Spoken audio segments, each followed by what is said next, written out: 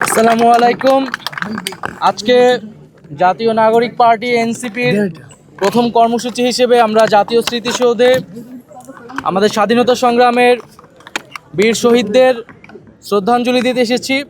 আজকে থেকে আমাদের যে আনুষ্ঠানিক কর্মসূচি শুরু হলো, জাতীয় নাগরিক পার্টি এনসিপির পক্ষ থেকে সারা দেশের সকল মানুষকে শুভেচ্ছা জানাচ্ছি। আমাদের এই ভূখণ্ডের জনপদের মানুষের যে লড়াইয়ের ইতিহাস রয়েছে, 1947 সালের আজাদির লড়াই থেকে শুরু করে 1971 সালের মহান স্বাধীনতা সংগ্রাম এবং 2024 সালের ছাত্র জনতার গণ অভ্যুত্থান, এই সকল লড়াইয়ের আকাঙ্ক্ষাকে ধারণ করেই আমরা নতুন বাংলাদেশ বিনির্মাণ করব এবং সেই লক্ষ্যেই এনসিপি কাজ করে যাচ্ছে।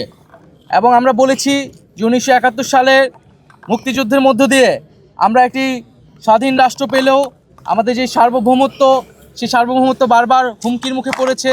আমাদের যে গণতান্ত্রিক প্রতিষ্ঠানসমূহ বারবার ভেঙে পড়েছে। আমরা একটি গণতান্ত্রিক সংবিধান গড়ে তুলতে পারিনি। একটি একদলীয় সংবিধানের মাধ্যমে ফ্যাসিজম এবং একদলীয় স্বৈরতন্ত্রের বীজ বপন করা হয়েছিল। ফলে আমরা বলেছি যে একটি নতুন প্রজাতন্ত্র আমাদের গড়তে হবে এবং তার জন্য একটি নতুন সংবিধান এবং গণপরিষদ নির্বাচনের প্রয়োজন। সেই জায়গা থেকে আমরা সেকেন্ড রিপাবলিকের কথা বলেছি এবং আমরা সেই লক্ষ্যে কাজ করে যাচ্ছি। এবং জাতীয় নাগরিক পার্টি এই মুহূর্তে তার প্রথম লক্ষ্য হচ্ছে তার সাংগঠনিকভাবে কার্যক্রম বিস্তৃত করা, তৃণমূলে সাংগঠনিক কার্যক্রম বিস্তৃত করা এবং নিবন্ধন নিতে যেই ধরনের শর্তাবলী পূরণ করতে হয় সেই শর্তাবলী পূরণ করার দ্রুত সময়ের মধ্যে পূরণ করে আমরা নিবন্ধন কার্যক্রম আগাবো। এ মাসের মধ্যে আমরা আমাদের গঠনতন্ত্র যে প্রণয়নের কাজ, সেই প্রণয়নের কাজটি আমরা শুরু করব এবং আমাদের আজকের এই স্মৃতিসৌধে শ্রদ্ধাঞ্জলি নিবেদনের পরে আমরা রায়ের বাজার যাব।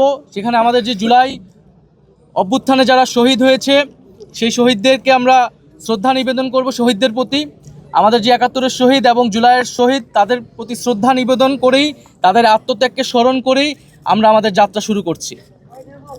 নাহিদ ভাই, একটু সেকেন্ড রিপাবলিক কি অথবা স্বপ্ন নাকি বাস্তবায়নযোগ্য বিষয়? এটি বিএনপি প্রশ্ন করতেছে, এরা আমরা বুঝি না, দুর্বোধ্য। আপনি বলবেন না দুর্বোধ্য কিনা সেকেন্ড রিপাবলিক? এটার সঙ্গে একটু যোগ করতে চাই, গণপরিষদ এবং সেকেন্ড রিপাবলিক গণতান্ত্রিক প্রক্রিয়াকে বারবার দীর্ঘায়িত করা হয়েছে।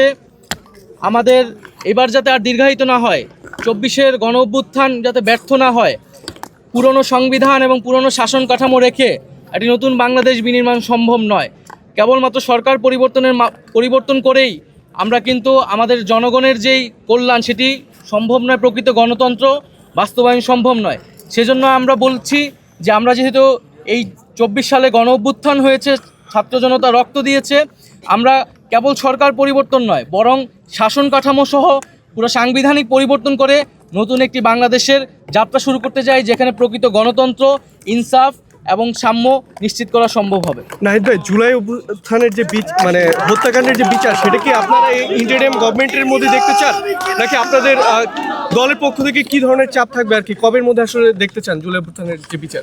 আমরা জুলাই গণ অভ্যুত্থানে সংগঠিত যে গণহত্যা, সেই গণহত্যার বিচার দ্রুত সময়ের মধ্যে কার্যকর দেখতে চাই এবং বিচারিক প্রক্রিয়ার মাধ্যমে আওয়ামী লীগের রাজনৈতিক ফয়সালা এই বাংলার মাটিতে করতে হবে।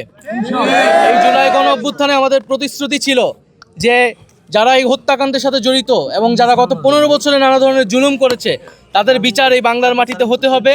এবং আমরা অন্তর্বর্তী সরকারের প্রতি আহ্বান থাকবে, দ্রুত সময়ের মধ্যেই এই বিচার বাংলাদেশের মানুষ দেখতে চায় এবং বিচারের পরে যে সংস্কার কার্যক্রম, জাতীয় ঐক্যমত্য যে কমিশন রয়েছে, দ্রুত জাতীয় সংলাপে গিয়ে আমাদের যে জুলাই সনদ এবং যে জুলাই ঘোষণাপত্র, তার দ্রুত বাস্তবায়ন আমরা দেখতে চাই। নাহিদ ভাই, কর্মসূচি এখানে শেষ।